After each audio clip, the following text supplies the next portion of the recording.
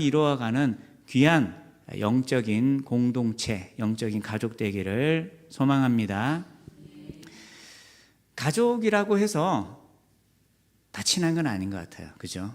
가족들 중에서도 교류가 뜸한 채 그 공백 기간이 길어지면 자연스럽게 인사를 주고받고 대화할 수 있지만 깊이 있는 나눔을 하기는 어려울 수 있습니다. 그렇죠?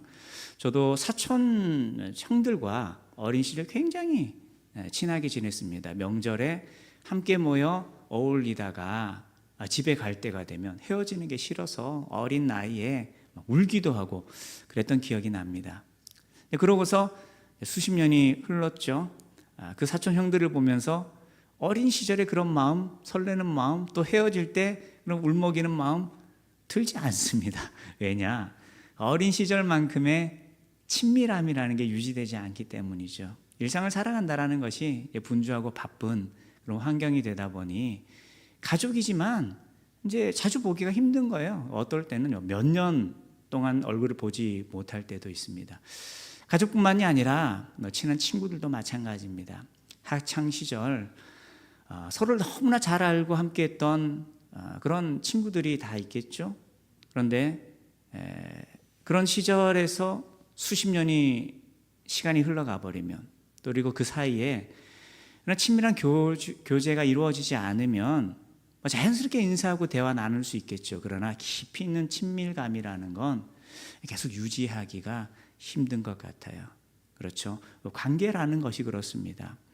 혈연적인 관계, 그리고 중마고우라고 말할 수 있는 아주 절친한 친구 사이라 하더라도 지속적인 관계가 이루어지지 않게 되면 서먹서먹하거나 아니면 자연스럽게 만나서 대화는 할 수 있겠죠. 그러나 자신의 삶을 나누기에는 어색한 그런 사이가 될 수도 있다라는 거죠.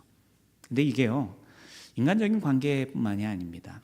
사실 더 중요한 부분이 있는데요, 그것이 바로 영적인 관계입니다. 하나님과 저와 여러분과의 관계, 그 사이가 우리는 혈연, 이 육신의 그런 혈연 관계를 뛰어넘는 영적인 관계 속에 있다라는 거예요. 영접하는 자, 곧 그 이름을 믿는 자들에게는 하나님의 어떤 권세요? 자녀 되는 권세가 주어졌습니다. 우리는 하나님을 아버지라고 고백하고요, 또 저와 여러분이 형제요 자매된 관계로 살아간다라는 겁니다. 그런데 먼저는 그 하나님과의 관계 속에 주어진 은혜가 있기 때문에 예수님 이름 믿어서 영원한 생명을 얻고 더 이상 영원한 사망에 대한 두려움을 가질 필요가 없는 구원의 은혜가 주어졌지만 그것만으로 끝이 아니다라는 거죠. 그거 하나만으로 오늘 내가 하나님과 아주 친밀한 관계 속에 있다라고 말할 수 있을까요? 그렇지는 않다라는 겁니다. 그래서 오늘 본문이 그것을 이야기하는 거예요. 우리가 하나님 안에 머물고 있는 자인가, 그렇지 않은 자인가. 하나님을 아버지라 고백할 수 있는 자격은 다 있어요. 그러나 친밀함을 느낄 만큼의 관계 속에 있는가, 그것을 되돌아보고 또 오늘 나는 어떤 돌이킴, 어떤 결단 속에 주님을 바라봐야 하나, 우리가 깊이 묵상하고 또 기도하는 시간 되길 원합니다. 말씀을 보시면 31절 같이 한번 읽어볼까요? 시작.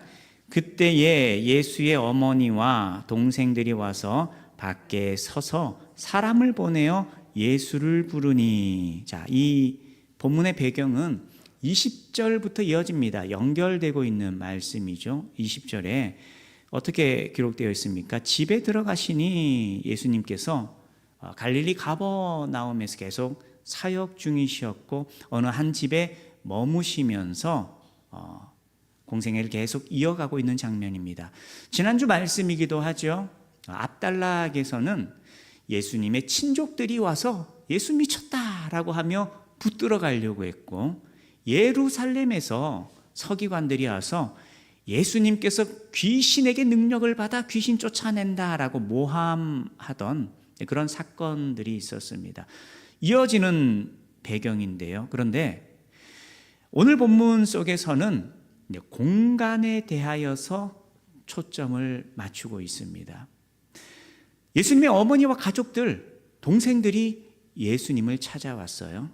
그런데 그 상황을 묘사할 때에 공간적인 표현이 어떻게 이루어지고 있는가, 이것이 아주 중요한 대목입니다. 다시 31절을 볼까요? 자, 그때 예수의 어머니와 동생들이 와서, 자, 어디에 있습니까? 밖에 서서 있다. 이건 그냥 예수님의 가족들이 머물고 있는 위치를 표현하는 것에 머물지 않습니다. 이건 굉장히 영적으로 중요한 의미를 담고 있다라는 겁니다. 예수님의 가족들이 등장하는데요. 예수님의 어머니 마리아가 있겠죠. 그리고 마태복음에도요, 그리고 마가복음 6장에도 있지만, 마태복음 13장 55절 말씀입니다. 이는 그 목수의 아들이 아니냐, 그 어머니는 마리아. 그리고 형제들에 대해서도 언급을 하죠. 뭐라고 기록합니까? 그 형제들은 야고보, 요셉, 시몬, 유다라 하지 않느냐라고 말하고 있습니다.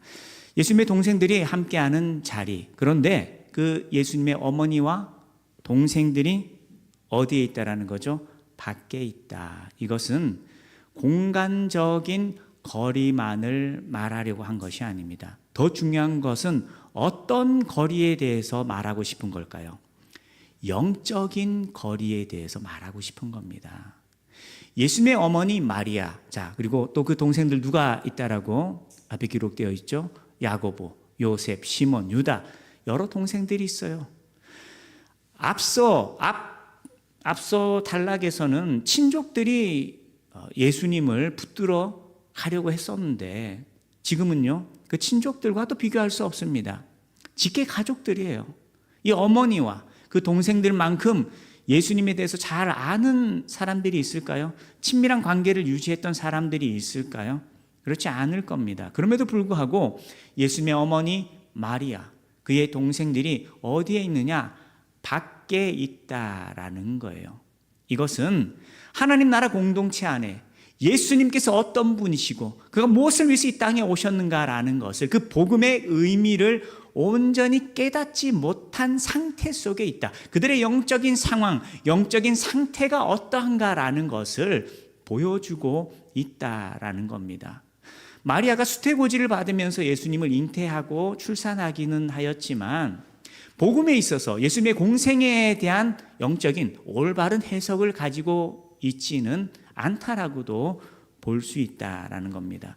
그런 상태를 그들이 와서 밖에 서 있다라는 표현을 가지고서 상징하고 있다라는 거죠. 그리고 그들이 밖에 서 있을 뿐만이 아니라, 자, 어떻게 하려고 하는 거죠?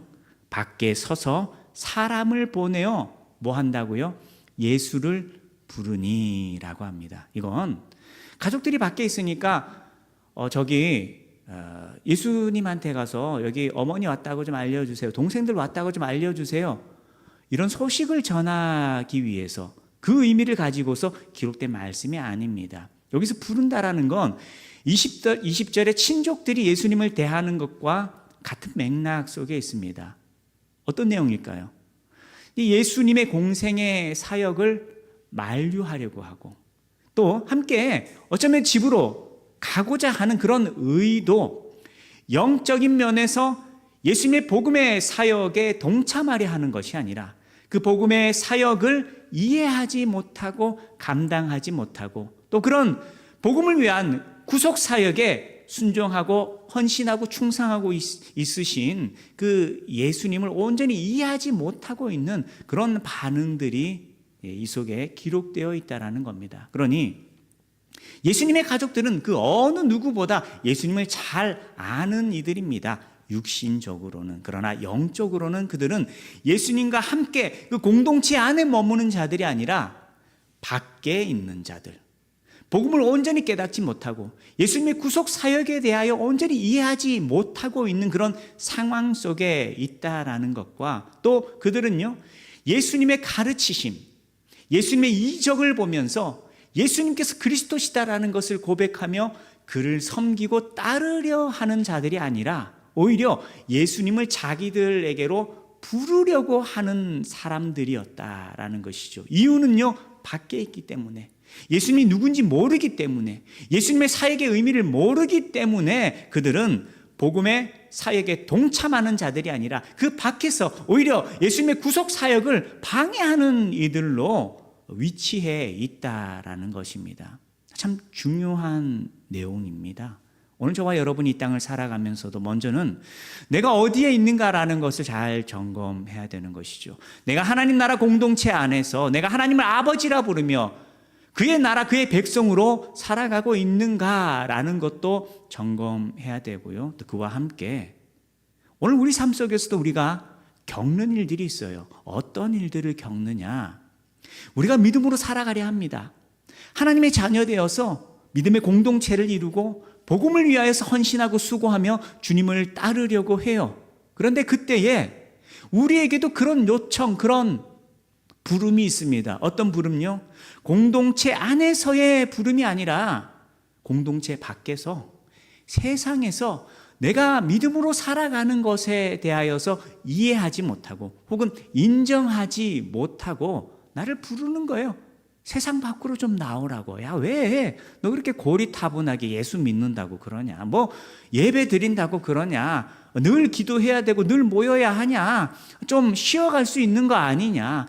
필요하면 좀 쉴 수도 있는 거고, 좀 너의 일을, 너의 삶을 찾아갈 수 있는 거 아니냐? 이걸 누가요? 밖에 있는 이들이, 공동체 안에 있는 이들을 향하여서 나오라고, 나와 함께 하자고, 예수께서 주신 영원한 생명에 대한 이해가 없는 그들이 생명을 가지고서 주님을 쫓고 주님과 동행하려 하는 자들을 향하여서 이해하지 못하기 때문에 혹은 유혹하고 시험하며 세상이 우리를 향하여 부른다라는 거예요. 공동체 안에 머물지 못하도록, 복음을 위하여 살아가지 못하도록. 그럴 때 저와 여러분 어떤 반응을 보여야 할까요?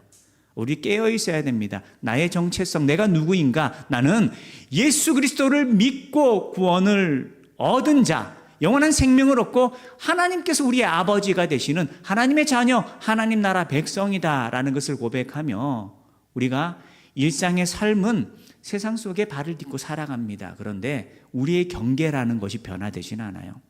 우리의 경계를 지키는 것은 먼저 함께 모여 믿음으로 고백하고 예배하고 공동체를 이루어 가면서 우리의 경계가 이루어집니다. 그 경계라는 것은요, 나는 하나님 자녀다, 나 예수 믿는 사람이다, 나는 구원받은 하나님 나라 백성이다 라는 것입니다. 그 믿음의 고백 잃지 않아야 되고, 그것은 내가 어떤 상황, 어떤 현실 속에 있든지 변할 수 없는 것이다라는 거죠. 예수 믿는다라고 해서 우리가 예배당에만 머물면서 세상 속에 생활하지 않느냐, 그런 건 아니에요. 우리 일상을 살아갑니다.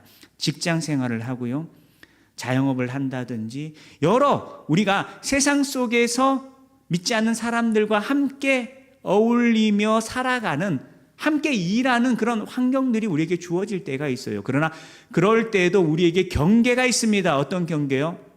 내가 비록 경제활동을 해간다 하더라도 나의 정체성, 내가 예수님 믿는 사람이다라는 그 정체성에 있어서는 타협의 대상도 아니고 내가 포기할 수 없는 것이다라는 거죠.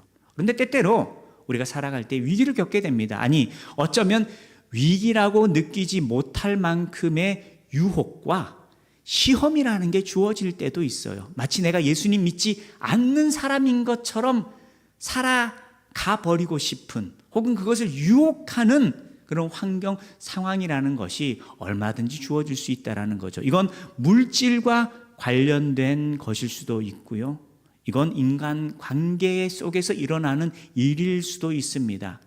상황과 환경이라는 것은 다양하게 주어져요. 그러나 본질은 동일합니다. 세상은 끝까지 우리를 포기하지 않아요. 불러내려고 하는 겁니다. 그 공동체 안에 하나님의 자녀로 살아가는 것이 아니라 우리를 끄집어내어서 세상 밖으로 인도하려 하는 그런 유혹과 시험과 혹은 고난과 위기라는 것이 주어질 수 있다는 거예요. 그러할 때 저와 여러분은요, 깨어 있어야 돼요. 내가 누구인가? 나는 은혜 받은 하나님의 나라, 하나님의 백성, 하나님의 자녀다라는 것을 잃지 않고 우리의 경계를 지켜야 됩니다. 나의 정체성을 지켜야 돼요. 어디서든지 나는 믿음으로 살아가야 됩니다. 직장 생활을 하든지, 내가 기업을 운영을 하든지, 가사 생활을 하든지, 자녀를 양육하는 일에 있어서, 이웃과의 관계에 있어서, 내가 어디에서 어떤 직분, 어떤 현실 속에 있든지 나는 예수 믿는 하나님의 자녀, 하나님의 백성이다라는 것은 우리가 포기할 수 없는 일들이다라는 겁니다. 저와 여러분이 깨어서 우리는 오직 하나의 부르심 앞에 반응하는 겁니다.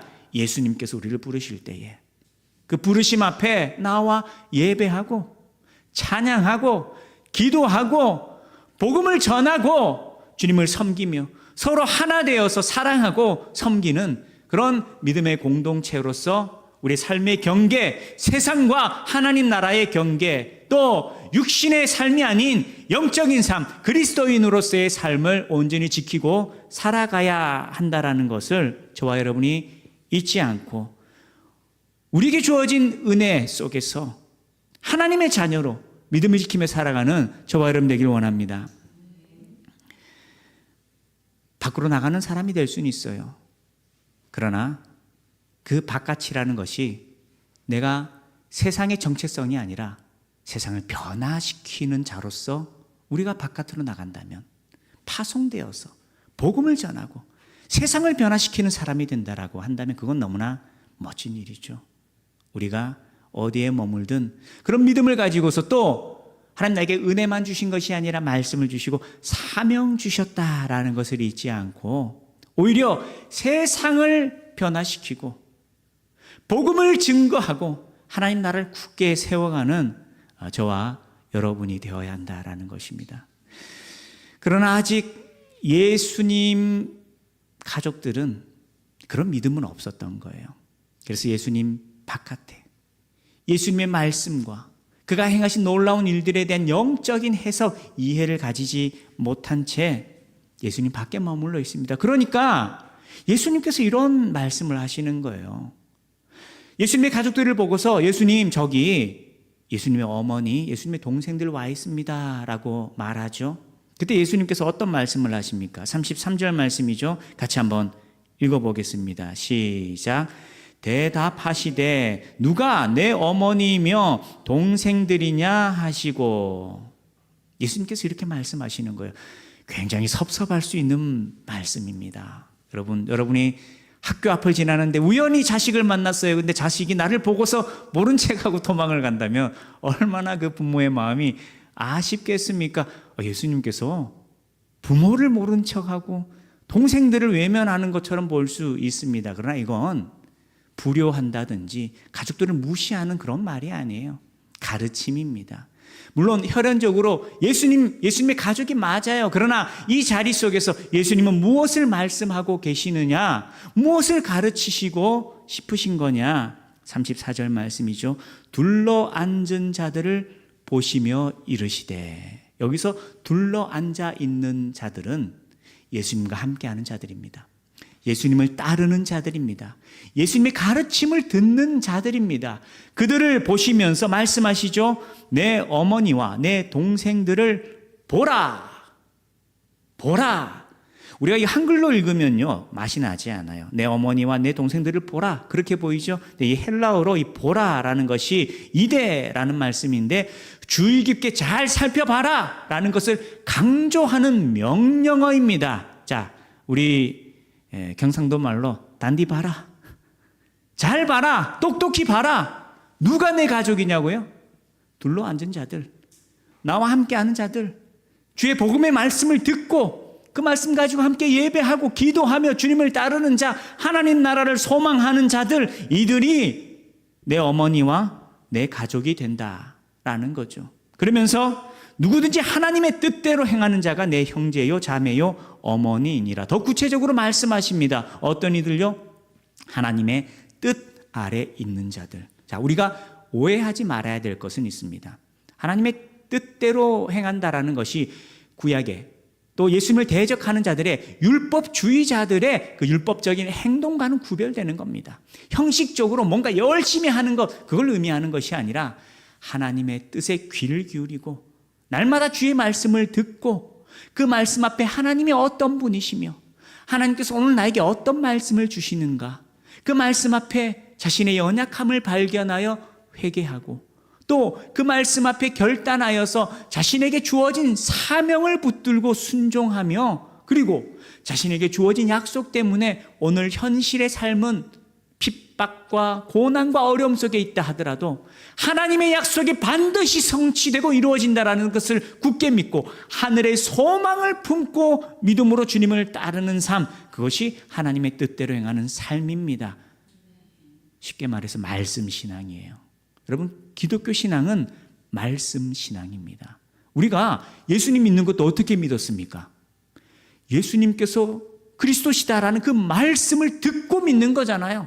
그래서 기독교 신앙은 말씀 신앙이에요. 듣고 믿는 겁니다. 예수님을 그 말씀을 통해 믿고 고백하고 그리고요, 우리가 하나님 자녀된 걸로 끝나는 게 아니에요. 예수님께서 끊임없이 말씀해 주실 때 그 말씀이 살아 역사하시어서 내 속에 심기고 그 말씀을 통해서 예수님이 나와 동행하시어서 나를 인도하시는 겁니다. 위기와 고난 속에서도 그 말씀이 위로가 되고 소망이 되는 거죠. 하나님의 말씀은 살아있어요. 하나님 말씀을 통해서 우리와 동행하십니다. 우리를 인도하십니다. 그 살아있는 말씀 앞에 우리가 어떻게 반응하냐라는 겁니다. 지식만 가지고 있는 건 소용이 없어요. 알고 있는데 그 지식을 통해서 그 말씀을 통해서 내가 하나님 만나지 못한다면 무의미한 겁니다. 그 사람은 율법주의자로 빠질 가능성이 크거나 아니면 하나님의 말씀을 지식으로 삼되 하나님과 상관없는 삶을 살아가 버릴 수 있다는 거예요. 많은 지식이 필요한 것이 아니라 하나님과의 깊은 관계가 필요하다라는 겁니다. 하나님의 뜻대로 행하는 자, 하나님의 뜻이 먼저 있어야 돼요. 여러분, 하나님의 뜻을 품고 살아가십니까? 우리가 예배한다라는 것이 왜 중요할까요? 먼저는 우리에게 주어진 하나님의 뜻이기 때문에 하나님께서 영광 받으시기 위해서 우리를 지으셨어요. 우리가 예배한다라는 것은 존재의 이유입니다. 뿐만 아니라요, 예배 속에 하나님께서 영광 받으시면서 함께 하시어서 우리에게 말씀해 주시는 거예요. 그러면 오늘 우리는 교회를 향한 말씀, 그리고 오늘 나를 향한 말씀을 통해 하나님을 깊이 만나게 된다라는 겁니다. 우리가 말씀 들으며 보통 은혜 받는다라고 하죠. 감동을 받았다라고 하죠. 여러분, 그 감동이 감정의 움직임이 아닙니다. 그냥 흔한 감정의 요동이 아니에요. 하나님께서 만나주시는 거예요. 하나님께서 그 마음을 어루만져 주시는 겁니다. 하나님께서 용기를 주시는 거예요. 그리고 하나님께서 콜링하시는 겁니다. 이리로 와라. 나 좀 따라가자. 너 거기에만 머물러 있지 말고 복음 위에서 이렇게 살아야지 라고 부르시는 거예요. 그 말씀 앞에 결단하고 아멘으로 화답하며 순종하며 주님을 따를 때에 우리 속에 살아계신 하나님의 그 말씀의 역사가 우리의 삶을 주장하고 인도하고 보호하고 힘이 되어서 우리가 세상을 이기며 주님을 따를 수 있는 거룩한 인생이 된다라는 겁니다. 그래서 예배 속에서 말씀을 듣는 것이 먼저는 교회를 향하여 주시는 말씀, 그 교회 속에서 나에게 주시는 말씀이기 때문에 중요하고요. 그리고 주일 예배뿐만이 아닙니다. 여러 예배, 공식적인 예배뿐만이 아닙니다. 일상의 삶 속에서 날마다 여러분 말씀을 읽고 묵상하는 삶을 이어가셔야 돼요. 왜냐? 하나님의 인도하심이 주일에만 있어서 될 게 아니거든요. 수요일 저녁에만 있어야 될 게 아닙니다. 철야 때만 있어야 될 게 아니에요. 밥은 매일 먹어야 돼요. 우리 영혼은 양식을 무엇으로 삼을까요? 말씀을 양식으로 삼습니다. 말씀을 양식으로 삼는다라는 건 내가 말씀이 있어야 믿음으로 살 힘을 얻고 길을 발견하고 깨어서 주님 따를 수 있다라는 겁니다. 그렇게 날마다 말씀을 가까이 하는 인생이 또 그 말씀 앞에 듣고만 흘려버리는 것이 아니라 그 말씀을 듣고 고민하고요, 기도하고요, 주님 간절히 붙드는 그런 영적인 삶이 주어져야 된다라는 거예요. 기도해야 한다라는 겁니다. 여러분, 말씀을 들을 때 은혜가 되는데 그 말씀이 부담되기도 해요. 왜? 내가 그렇게 살 능력이 없어 보여서. 그러고만 있는 게 아니에요. 그걸 고백하면서 기도하는 겁니다. 하나님, 너무 귀한 말씀인데 제 속에 그 말씀대로 살 힘이 마음의 힘이, 그런 영적인 능력이 저한테 부족한 것 같아요. 나와 함께 하시어서 주의 성령 부어주세요. 기도할 때에 나는 능력 없는데 그 말씀대로 살 힘을 얻게 되는 거고, 위기와 고난 속에 말씀은 너무 귀한데 현실 바라보니까 앞뒤 좌우 다 막힌 것 같아서 내 인생에 소망이 전혀 없어 보여요. 그럴 때도 기도하면서 하나님 주신 약속의 말씀은 변함이 없는 것을 내가 믿고 고백합니다. 내 시선이 현실을 향하는 것이 아니라 주의 말씀 향하게 하시어서 하루하루 세상에 얼매어 무너지는 인생이 아니라 그 말씀 따라 순종하며 믿음으로 살아갈 힘을 얻고 주님 안에 승리할 수 있도록 붙들어 주십시오. 기도하는 겁니다. 하나님 응답하시고 하나님 역사하시어서 주의 성령을 통하여서 그 약속의 말씀이 성취되는 것을 우리가 볼 수 있게 된다라는 겁니다. 우리의 관계 속에서도요, 우리에게 주어진 사명을 감당하는 일들 매한 가지입니다. 말씀이 주어져야 되고 그 말씀 붙들고 기도해야 되고 그 속에 성령이 부어질 때에 우리는 하나님이 우리 가운데 살아 역사하심을 더욱 선명하게 누리고 경험할 수 있다는 거죠. 왜냐?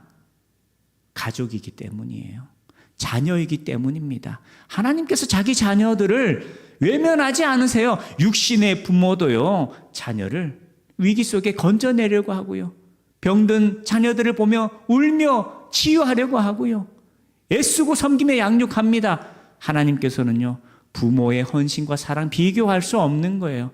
우리를 내버려 두시지 않으시는 거예요. 더욱이 주의 말씀 받아 먹으며 기도하는 자 하나님께서 더 애틋하게 바라보시면서 그 인생을 붙드시고 하나님께서 반드시 신실하신 하나님께서 그 말씀대로 역사하신다라는 것을 저와 여러분이 굳게 믿고, 우리는 하나님의 자녀입니다.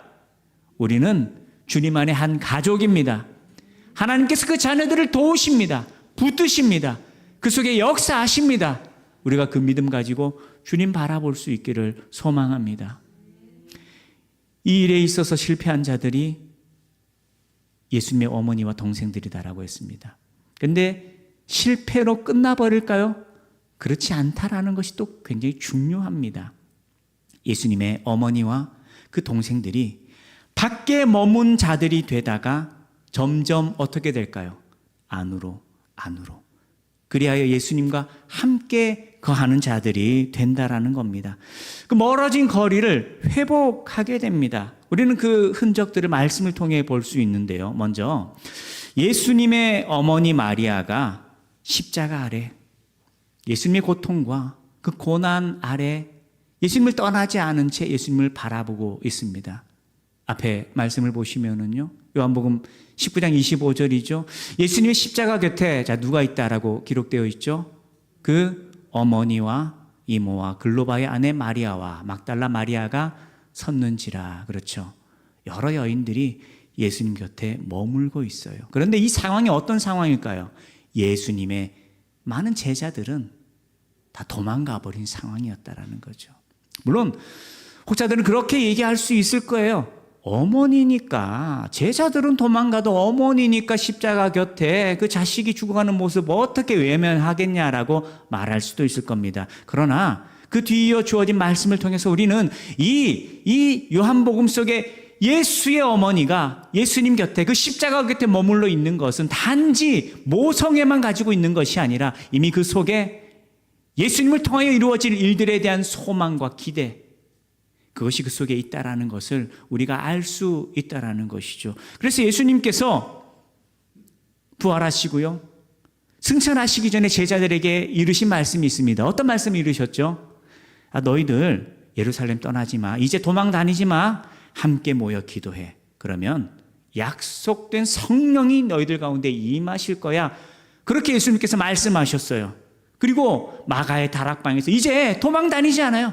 그곳에 모여서 예수님께서 승천하신 이후에 뜨겁게 기도합니다. 그리고 그 기도의 자리에 누가 있었죠? 자, 우리 앞에 사도행전 1장 14절 같이 한번 읽어보겠습니다. 시작.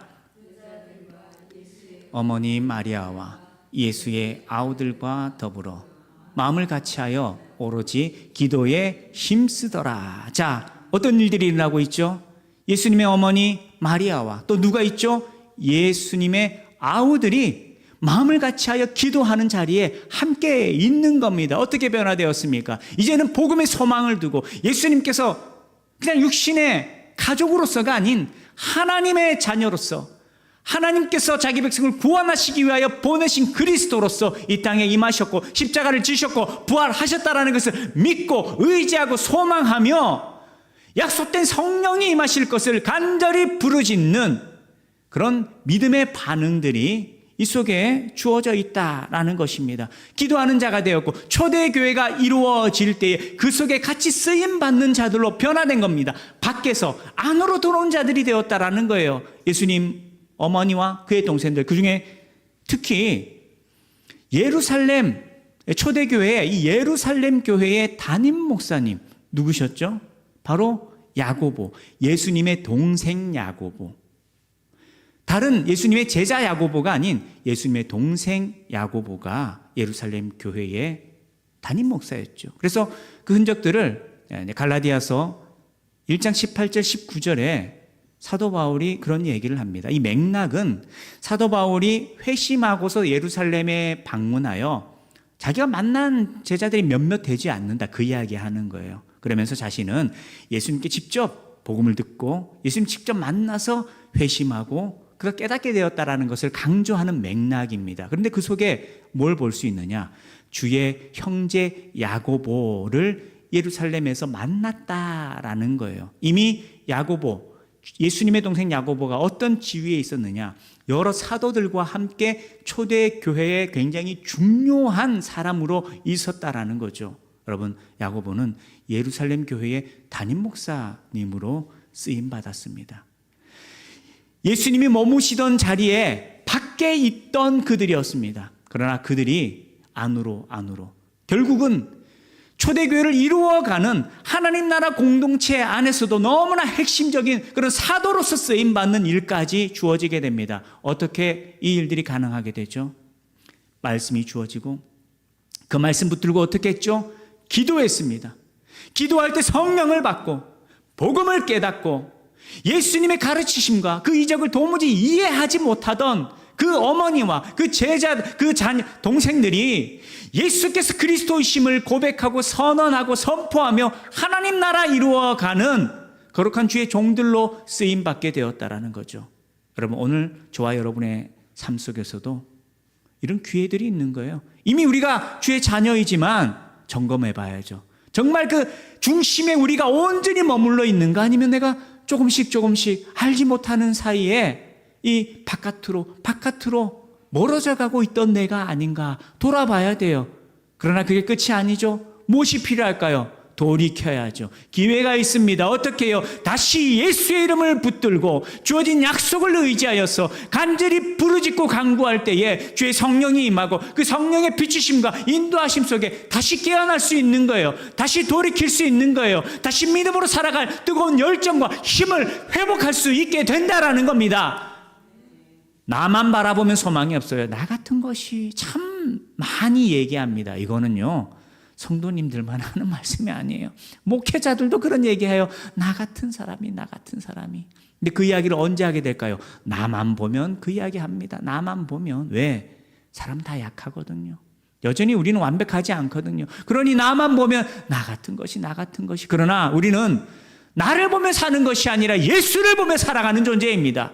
우리의 소망은 나에게 있는 것이 아니라 예수님께 있다라는 거예요. 그 예수님 바라보며 그의 말씀 붙들고 그 이름을 의지하여 기도할 때에 우리에게 소망이 있는 겁니다. 우리가 믿음으로 살 힘을 얻게 되는 거고, 식어진 우리 심령 가운데 뜨거움이 주어지는 거고, 세상을 위해 살아가고자 했던 욕망이 여전히 우리 속에 불타고 있던 그런 우리의 삶이 다시금 말씀이 주어지고 성령의 충만함 속에 뜨거움이 부어져서 우리가 주님을 위해 살아가고자, 복음을 위해 살아가고자, 하나님 나라 위해 살아가고자 거룩한 열정과 뜨거움이 우리 속에 회복되고 우리의 삶이 드려질 수 있는 그런 귀한 믿음의 삶을 살아갈 수 있게 된다라는 겁니다. 할렐루야.